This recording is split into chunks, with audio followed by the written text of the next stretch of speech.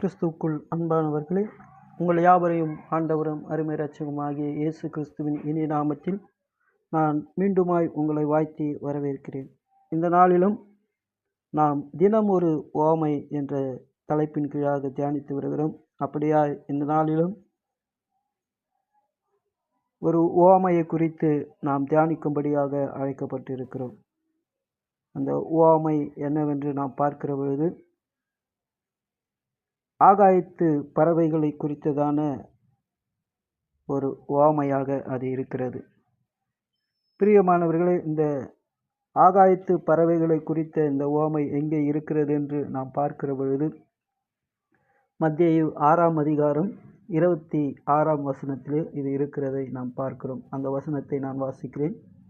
ஆகாயத்து பட்சிகளை கவனித்து பாருங்கள், அவைகள் விதைக்கிறதும் இல்லை, அறுக்கிறதும் இல்லை, களஞ்சியங்களில் சேர்த்து வைக்கிறதும் இல்லை. அவைகளையும் உங்கள் பரமபிதா பிழைப்பூட்டுகிறார். அவைகளை பார்க்கிலும் நீங்கள் விசேஷித்தவர்கள் அல்லவா? அன்பானவர்களே, இந்த ஆகாயத்து பறவை உவமையானது ஆண்டவராகிய இயேசு கிறிஸ்து எதை குறித்து இதை அறிந்து கொள்ளும்படியாக அவர் சொல்லுகிறார் என்று நாம் பார்க்கிற பொழுது, இந்த மலை பிரசங்கத்திலே ஆண்டவர் ஒரு ஜெபத்தை குறித்து தம்முடைய சீஷர்களுக்கு சொல்லிக் கொடுக்கிறார். 6ஆம் அதிகாரம் 9ஆம் வசனம். நீங்கள் ஜெபம் பண்ண வேண்டிய விதமாவது, பரமண்டலங்களில் இருக்கிற எங்கள் பிதாவே, உம்முடைய நாமம் பரிசுத்தப்படுவதாக, உம்முடைய ராஜ்யம் வருவதாக, உம்முடைய சித்தம் பரமண்டலத்தில் செய்யப்படுகிறது போல பூமியிலையும் செய்யப்படுவதாக. எங்களுக்கு வேண்டிய ஆகாரத்தை இன்று எங்களுக்கு தாரும். எங்கள் கடனாளிகளுக்கு நாங்கள் மன்னிக்கிறது போல எங்கள் கடன்களை எங்களுக்கு மன்னியும். எங்களை சோதனைக்குள் பிரவேசிக்க பண்ணாமல் தீமை நின்று எங்களை இரட்சித்துக் கொள்ளும். ராஜ்யமும் வல்லமையும் மகிமையும் என்றென்றைக்கும் உம்முடையவைகளே என்பதாக. ஆமீன். பிரியமானவர்களே, அந்த ஜெபத்தை CSI திருச்சபை, RC திருச்சபை, மற்ற திருச்சபைகளிலே அந்த ஜெபத்தை ஏறெடுக்கிறதை நாம் பார்க்கலாம்.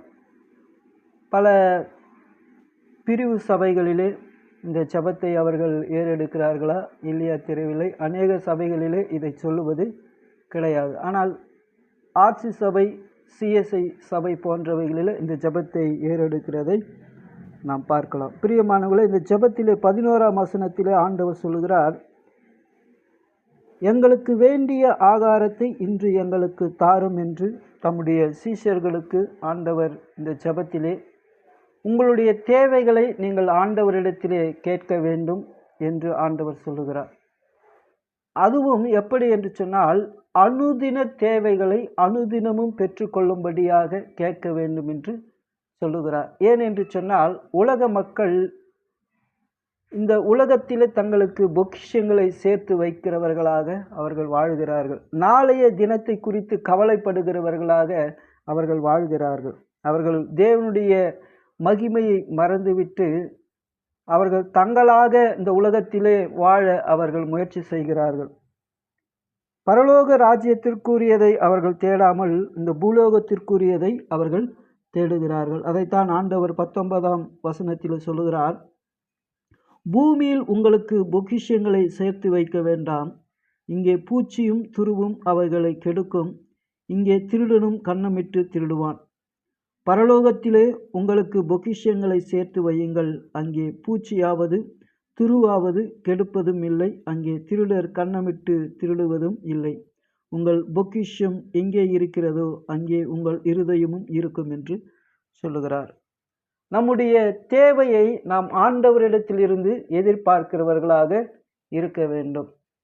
அப்படி நாம் ஆண்டவரிடத்திலிருந்து நம்முடைய தேவையை எதிர்பார்க்கிறவர்களாக இருப்போம் என்று சொன்னால், ஆண்டவர் நமக்கு கொடுக்கிறதை நாம் ஏற்றுக்கொள்ளுவோம். நம்முடைய பொக்கிஷம் ஆண்டவரை நோக்கி, பரலோகத்தில் இருக்கிற பிதாவை நோக்கினதாக இருக்க வேண்டும். இந்த உலகத்தை நோக்கினதாக இருக்கக்கூடாது. இந்த உலகத்திலே அநேக தேவைகள் நமக்கு இருக்கிறது. வீணான தேவைகளை நாம் தேடி அலைந்து கொண்டு இருக்கிறோம். அப்படி இல்லாமல் அனுதினமும் நமக்கு தேவையானதை ஆண்டவரிடத்தில் பெற்றுக்கொள்ளுகிறவர்களாக இருக்க வேண்டும் என்று இங்கே ஆண்டவர் நமக்கு கற்றுக் கொடுக்கிறார். நீங்கள் உங்கள் பரமபிதாவை நோக்கி பாருங்கள், இந்த உலகத்தை நோக்கி பார்க்காதிருங்கள் என்று ஆண்டவர் சொல்லுகிறார். ஏன் என்று சொன்னால், மனிதன் இந்த உலகத்தை நோக்கி பார்த்து இந்த உலகத்திற்குரிய மகிமையிலே, இந்த உலகத்துக்குரிய காரியங்களிலே அவன் வாழ்ந்து கொண்டு இருக்கிறான். மற்ற குடும்பத்தை பார்க்கிற பொழுது அவர்கள் பிறந்த நாளை இப்படி கொண்டாடினார்கள், என்னுடைய பிள்ளைக்கும் என்னுடைய பேரனுக்கும் இதை பார்க்கிலும் நாங்கள் விசேஷமாக கொண்டாட வேண்டும் என்று இந்த உலகத்துக்குரிய பொக்கிஷங்களை, இந்த உலகத்துக்குரிய மகிமைகளை தேடுகிறார்கள். ஆனால் பரலோகத்தின் ராஜ்யத்துக்குரிய மகிமையை தேடுகிறவர்கள் யாரும் இல்லை. அதனால் தான் ஆண்டவர் சொல்கிறார், உங்கள் பொக்கிஷம் எங்கேயோ அங்கே உங்கள் இருதயம் இருக்கும் என்று சொல்லுகிறார். நம்முடைய பொக்கிஷம் பரலோகத்தை நோக்கி, பரலோகத்தின் தகப்பனாகிய நம்முடைய பிதாவை நோக்கி இருக்கிறதா என்பதை ஆண்டவர் இங்கே நமக்கு சுற்றி காட்டுகிறார். ஆகையால் தான் ஆண்டவர் சொல்லுகிறார், இந்த உலக மக்களை குறித்து சொல்லுகிற பொழுது, 2 எஜமான்களுக்கு ஊழியம் செய்ய ஒருவனாலும் கூடாது. ஒருவனை பகைத்து மற்றவனை சிநேகிப்பான், அல்லது ஒருவனை பற்றி கொண்டு மற்றவனை அசட்டை பண்ணுவான். தேவனுக்கும் உலக பொருட்களுக்கும் ஊழியம் செய்ய உங்களால் கூடாது. பிரியமானவர்களே, இந்த பகுதியை நாம் பார்க்கிற பொழுது ஆண்டவருக்காக வாழ்கிறவர்களாக இருக்க வேண்டும். இந்த உலகத்தின் ஆசை, இந்த உலகத்தின் பொருட்களின் மீது ஆசை கொண்டவர்களாக இருக்கக்கூடாது. இந்த உலகத்தின் பொருட்களின் மீது நாம் ஆசை கொள்ளுகிறதுனாலே நாம் என்ன செய்கிறோம் என்று சொன்னால், நாளைய தினத்தை குறித்து ஒரு கவலை நமக்குள்ளே வருகிறது. இந்த உலக பொருட்களின் மீது நம்முடைய ஆசை இருக்கிறதுனாலே ஒவ்வொரு நாளும் நாம் கவலைப்படுகிறவர்களாக வாழ்கிறோம் என்பதை பார்க்கிறோம். அதைத்தான் ஆண்டவர் 25ஆம் வசனத்தை சொல்கிறார், ஆகையால் எண்ணத்தை உண்போம் எண்ணத்தை குடிப்போம் என்று உங்கள் ஜீவனுக்காகவும் எண்ணத்தை உடுப்போம் என்று உங்கள் சரீரத்துக்காகவும் கவலைப்படாதிருங்கள் என்று உங்களுக்கு சொல்லுகிறேன். ஆகாரத்தை பார்க்கிலும் ஜீவனும் உடையை பார்க்கிலும் சரீரமும் விசேஷித்தவைகள் அல்லவா என்று சொல்லுகிறார். பிரியமானவர்களே, நாம் அனுதினமும் இந்த உலக பொருட்களுக்காக ஓடிக்கொண்டு இருக்கிறோம் என்று சொல்லுகிற பொழுது ஆண்டவர் சொல்லுகிறார், நீங்கள் இதை குறித்து கவலைப்பட்டு கொண்டு இல்லாமல் நீங்கள் தேவனை நோக்கி பார்க்கிறவர்களாக இருக்க வேண்டும். உங்கள் தேவை தேவனிடத்திலிருந்து பெற்றுக்கொள்ளுகிறதாக இருக்க வேண்டும் என்று சொல்லுகிறார். அப்படியானால் நாங்கள் என்ன செய்வோம்? அனுதினமும் எங்கள் தேவைக்கு என்ன செய்வோம் என்று கவலைப்படுகிற மனுஷர்களை பார்த்து சொல்லுகிறார் ஆண்டவர், உங்களுடைய தேவை ஆண்டவரிடத்திலே இருக்கிறது என்று சொல்லுகிறார். அப்படி இந்த உலக காரியத்திற்கு கவலைப்படுகிற மனுஷர்களை பார்த்து ஆண்டவர் ஒரு உவமையை சொல்லுகிறார். ஆகாயத்து பட்சிகளை கவனித்து பாருங்கள், அவைகள் விதைக்கிறதும் இல்லை, அறுக்கிறதும் இல்லை, களஞ்சியங்களில் சேர்க்கிறதும் இல்லை, அவைகளையும் உங்கள் பரமபிதா பிழைப்பூட்டுகிறார். அவைகளை பார்க்கிலும் நீங்கள் விசேஷித்தவர்கள் அல்லவா? பிரியமானவர்களே, பறவைகளை பார்க்கிலும் நம்மளை விசேஷித்தவர்களாக ஆண்டவர் சொல்லுகிறார். ஏன் என்று சொன்னால், பறவைகள் விதைக்கிறதும் இல்லை, அறுக்கிறதும் இல்லை, சேர்த்து வைக்கிறதும் இல்லை.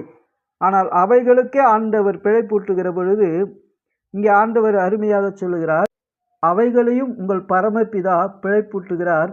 அவைகளை பார்க்கிலும் நீங்கள் விசேஷித்தவர்கள் அல்லவா என்று ஆண்டவர் சொல்லுகிறார். ஆண்டவர் பிதாவை பார்த்து உங்கள் பரமபிதா என்று சொல்லுகிறார். பிரியமானவர்களே, நம்முடைய பரமபிதா நமக்கு என்ன தேவை என்பதை அவர் அறிந்திருக்கிறவராக இருக்கிறார். அருமையான இந்த வார்த்தையை கேட்டுக்கொண்டு இருக்கிற கர்த்தருடைய பிள்ளைகளே, நாம் அனுதின தேவைகளுக்காக ஆண்டவரை நோக்கி பார்க்கிறோமா, இல்லை இந்த உலகத்தை நோக்கி பார்க்கிறோமா என்பதை நாம் சிந்திக்க அழைக்கப்படுகிறோம். இந்த உலகத்தின் கவலைகளினாலே நாம் சூழ்ந்து கொண்டு இல்லாமல், கடவுள் என் தேவைகளை சந்திப்பார் என்கின்ற ஒரு விசுவாசம் நமக்குள்ளே இருக்க வேண்டும். அந்த பரமண்டல ஜெபம் நமக்கு கற்றுக் கொடுக்கிறது என்னவென்று சொன்னால், அன்றன்றுள்ள அப்பங்களை எங்களுக்கு இன்று தாரும் என்று சொல்லப்படுகிறது. கடவுள் அனுதினமும் நமக்கு என்ன தேவை என்பதை அவர் அறிந்து கொடுக்கிறவராக இருக்கிறார். ஆகையினாலே உங்கள் பிதாவை நோக்கி உங்களுடைய தேவைகளை நீங்கள் கேளுங்கள். மாறாக இந்த உலகம் நமக்கு கொடுக்கும் என்று இந்த உலகத்தின் பின்னாலே ஓடாதிருங்கள் என்று ஆண்டவர் சொல்லுகிறார். விதைக்காத, உழைக்காத, சேர்த்து வைக்காத பறவைகளுக்கே ஆண்டவர் இவ்வளவு மகிமையாய் செய்கிற பொழுது, உழைக்க கரங்களை கொடுத்து நம்மை ஆண்டவர் அனுதினம் நடத்துகிற தேவன் அன்றொன்றுள்ள தேவைகளை நமக்கு சந்திக்க வல்லவராக இருக்கிறார். இன்றைக்கு நாம் உழைப்பதும், இன்றைக்கு நாம் ஓடுவதும் வருவதும் தேவன் கொடுத்த ஆசீர்வாதம். இந்த ஆசீர்வாதத்தை கொடுத்த தேவனை நோக்கி நாம் அனுதின தேவைகளுக்காக காத்திருக்க வேண்டும் என்று ஆண்டவர் சொல்லுகிறார். பிரியமானவர்களே, இந்த உலகத்தை நோக்கி ஓடுவதை பார்க்கிலும் நம்மை வழிநடத்துகிற தேவனை நோக்கி நாம் அனுதினமும் பார்த்து அவரிடத்தில் இருந்து நன்மையானதை பெற்றுக்கொள்ளுவோம். அவர் அனுதினமும் நம் தேவைகளை சந்தித்து வழிநடத்துகிற தேவனாய் இருக்கிறார். கர்த்தர் தாமே இந்த திருவார்த்தைகளை ஆசீர்வதிப்பாராக. ஆமென்.